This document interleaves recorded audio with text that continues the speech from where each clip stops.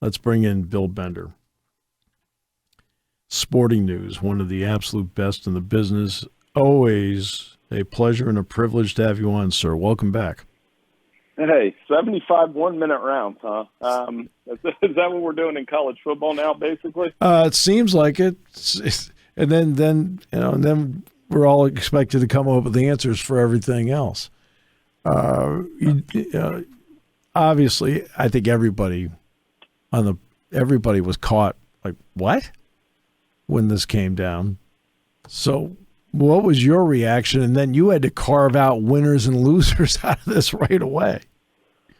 Well, you know what? The initial reactions I write, those are for click's sake. We all know that. Yeah. You're trying to then when you sit back and think about it for a week, then you start to see the whole board. And I'm still trying to see it. I wrote a piece this week about the greed and the super conference era and everything that I think's coming, and it made a lot of people mad, Steve. But I'm going to contend this: I don't think I'm wrong. I think this is what's coming. I didn't say I liked it. I'm just telling you, the mega conference, the money, the TV. You were at the Penn State USC Rose Bowl, were you not? Did you ever think 5 years later USC would be in the Big Ten? I didn't. No, I didn't, and nor did I think that I might be announcing a game in the Rose Bowl, but it was UCLA. I didn't think that. You just kind of look at it, and I mean, I never, when I did that Rose Bowl game, I sat back and went, okay, maybe get back here, maybe you can play them in a playoff game here or something like that. Didn't think they'd be in the same conference. No, I understand the Big Ten logic. You went cross country now. Now you have the LA market. If it is based on TV, that's eyeballs. You did get the Pac-12 biggest brand and their sibling. I mean, UCLA is a good package for that. You got, as I put it, you got a football program that won 11 national titles and a basketball program that's won 11 national titles. So, and the thing that has kind of rubbed me the wrong way, Steve, is these people on Twitter that are like, well, I can't wait to, Rutgers is going to travel here and Rutgers is going to travel. Who cares? Rutgers is going to do that because they're getting a ton of money. Right.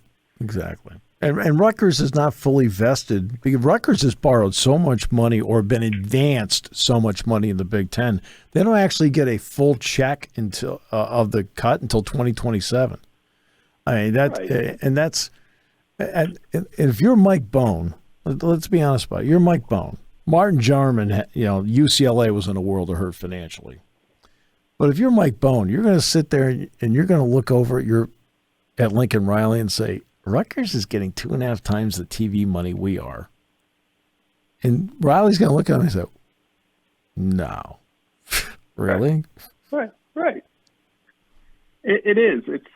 It's all dictated by TV and this deal that everybody's talking about with the Big Ten and how much that's going to make. And, we all take that next step. I think we talked last summer after the SEC added Oklahoma and Texas, right. And you wonder what's next. Well, here was next, and it took a year. And that's why I think it's going to be a minute before we see what's next from this. I mean, everybody knows that Notre Dame's the domino we're all kind of looking at. What are they going to do? Do they stay in the ACC? Do they come to the Big Ten? I don't think they go to the SEC, but in 2022, I'm not ruling anything out. Right. So that will determine the number of super conferences that we end up having. Notre Dame goes to the beat of its own drum, right? I think that's fair to say. They've always done it their own way, but now they may be. Is it possible now all of this forces the hand? I think so. I mean, how long can they stay independent? I mean, you guys are in Pennsylvania. I'm in Ohio. There are strong. I went to a Catholic school for 12 years. I know there's a ton of Notre Dame fans in both states. There's a ton of Notre Dame fans in this entire region. They can't. To me, the Big Ten remains their logical fit, not just because of that, not because of the potential rivalries or reigniting rivalries with Big Ten people, but their biggest rival just joined the Big Ten. Notre Dame always likes to play that we go coast to coast argument. Now you can in the Big Ten.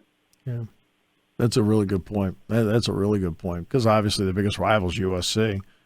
And yeah, they can go coast to coast now. They're not scheduling Rutgers. So Rutgers is taking a beating on this show. When they're the only, to me, they're the only chip left in the game that brings enough to the table that expands the finances for everybody, unless you have a different opinion. I think they are, but why I say they're the domino that's going to dictate some things is the other chip to me, the second best chip isn't Oregon, it's North Carolina. Everybody's talked about that, yeah. Like, I think their football program's competent. Their you can bring in their basketball. Their academics is what the Big Ten AAU profile meets. Maybe you get Duke. Maybe you get Virginia. I mean, this is so far down the list of what they get out of that. But as a guy whose son's starting to take up lacrosse, you get the best lacrosse conference in the country too. If you bring up those ACC schools and combine it with the Big Ten, so that's just part of the logical fit to me. And it has nothing to do with football, but I think that North Carolina, Duke, Virginia wing of the ACC would be the next thing that the Big Ten would look at if they got Notre Dame. How difficult would it be, though, to get out of the ACC's grant of rights? That's complicated. I see Andy Staples from The Athletic has a piece. He was just tweeting about those contracts that I'm going to read as soon as I get off the phone here. So, I mean, he probably has better answers to that than I do. But, yeah, I mean, it's just me being cynical, but I always, with schools like that and TV deals and those kind of things, I always say they'll find the money to do it. They'll figure it out. If they really want to leave, they'll get out. But that's the other reason why, as much as I think the SEC and the Big Ten, they could press it and go get more schools, they also could stay put. And we'd have 3 super conferences with the ACC. And I don't know what to do with the Pac-12, Big 12, Steve, because I think there's 21 schools left over in those 2 conferences. You could make 16 teams, but that's not going to be as powerful as the other 3. Right. And that, to me, I mean, the innocent bystanders in this, to me, and when you look just at the Pac-12, to me, are Washington State and Oregon State. I mean, not exactly like, I mean, the phone doesn't ring in their direction. They have to make calls. Right. Yeah, and this is the other part of it, and a lot of the pushback I was getting from my column was, well, college football is a regional sport, and this is going to kill all those regional rivalries. And my pushback to that, Steve, is I don't think college football has been a regional sport since the BCS started. I think or at least it hasn't wanted to be one. It's wanted to be a national brand. I mean, just from your state alone, I mean, is Pitt and Penn State an every year rivalry? No. Nope. Does the possibility exist that Pitt could come to the Big Ten in a super conference environment? Yeah. And that'd be kind of cool. So I'm kind of taking that glass half full attitude of, do you think the super conferences create a better regular season? I think it's going to end up creating a better playoff, which they're no closer to coming up with, instead of, I bet you if you ask me who I have in my playoff projections, I bet you can guess the 3 of the 4 at least. It's not too hard. No. And that's what I think. If you're giving me that option, the super conference option, over what I've watched the last 8 years, I think I'm taking it. Yeah.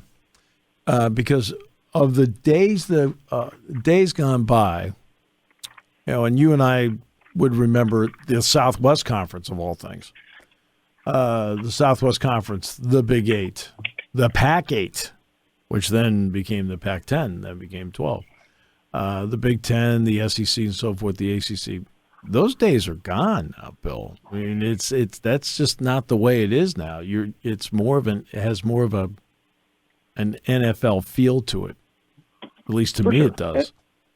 Yeah, it's starting to feel like NFL light. And so our mutual friend and our college basketball writer, Mike DeCourcy, he uses this line a lot, that conferences don't go out of business, and with very few exceptions, the Southwest Conference, and for those of your listeners that remember the old Metro basketball conference, they're about the only 2 I can think of.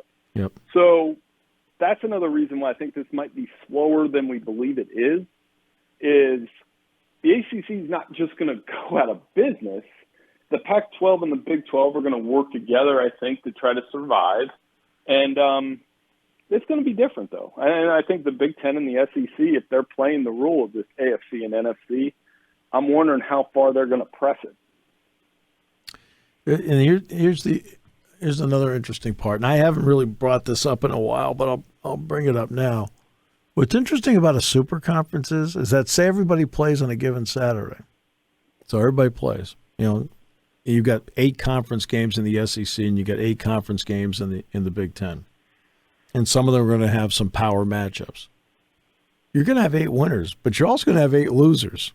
I mean, that's the part that I think, like, sometimes people don't grasp. Like, look at all these great teams. Geez, I can't believe that team ended up 8-4. But I think it softens that, right? Yeah. So I had somebody pushing back on me that's saying, well, this new 12-team playoff will have 3-loss and 4-loss teams in it. And I'm thinking, yeah, that's okay to me. Yeah. I mean, but I'm conditioned as somebody that watches the NFL too.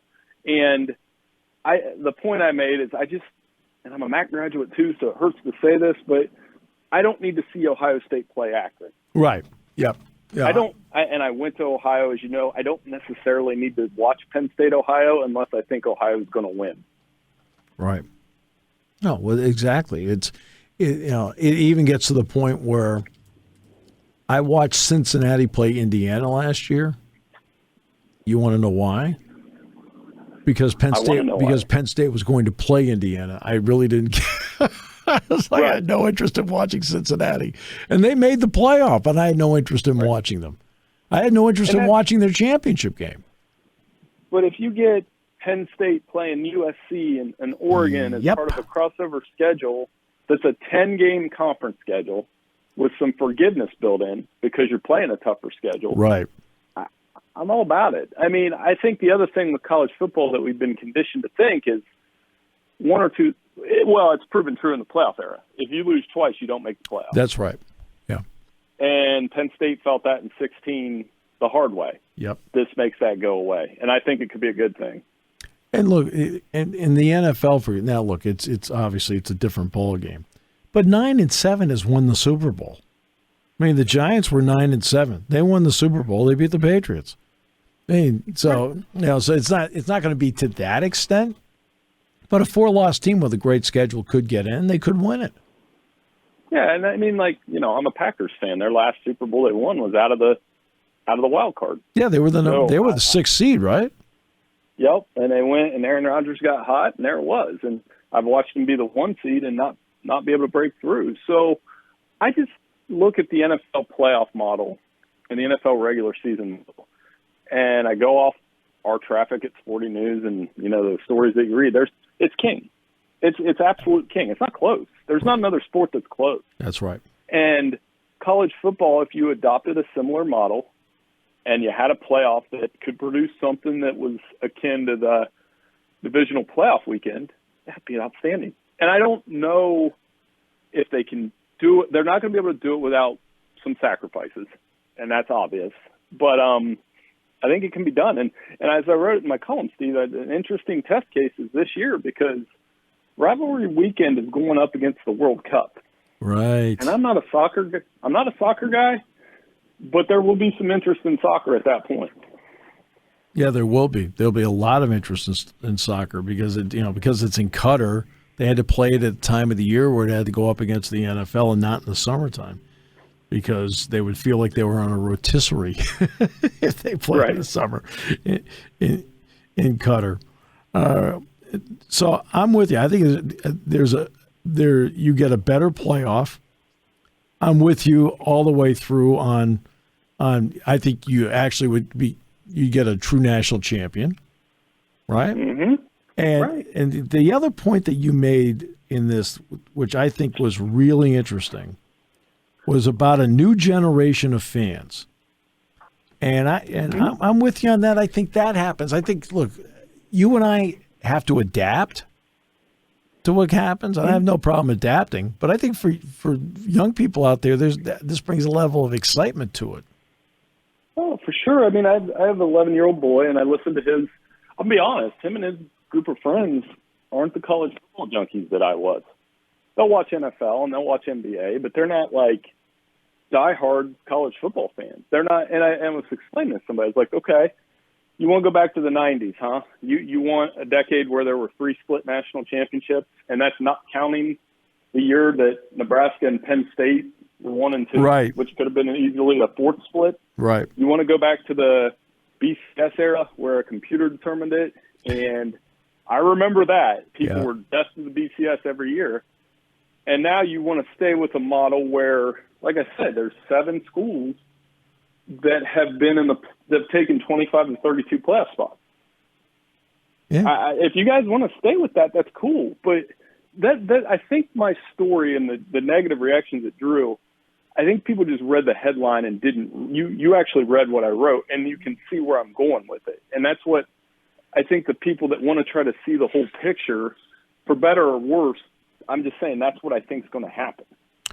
Well, what's happened, too, is since 2016, there hasn't been a team west of Norman, Oklahoma that's been in it. Right? Since 2016, now there's some West Coast excitement just by UCLA and USC just doing the Big Ten thing. Now we'll see how it plays out. And now you got to figure out what happens with Oregon and Washington.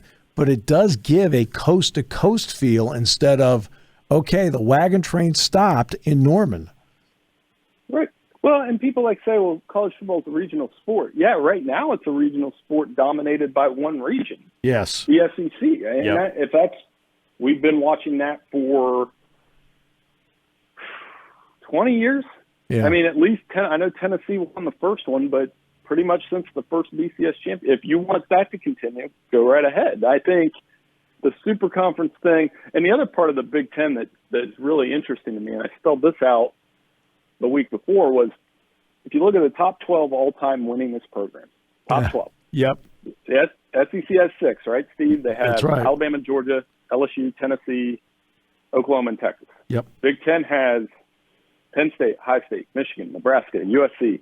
Notre Dame's the 12th one. That's my other sell to Notre Dame. And from a brand standpoint, Notre Dame, Penn State, Nebraska, USC, Michigan, Ohio State, brand power-wise, that's every bit as powerful as the SEC. No doubt about it. Right, exactly. And that, to me, is what this expansion was about. It's not only the market of Los Angeles, but it's the brand. You had to have, in other words, you can't sit there, and I've used this example. We have LaSalle. We have the Philadelphia market. No, you don't. Okay. Right. Guess what? You got USC, and then in conjunction UCLA, you now do have the Southern California market. And because the brands are powerful enough. And you have the Pac-12 market, with the exception of Oregon. Right. Like those are the schools.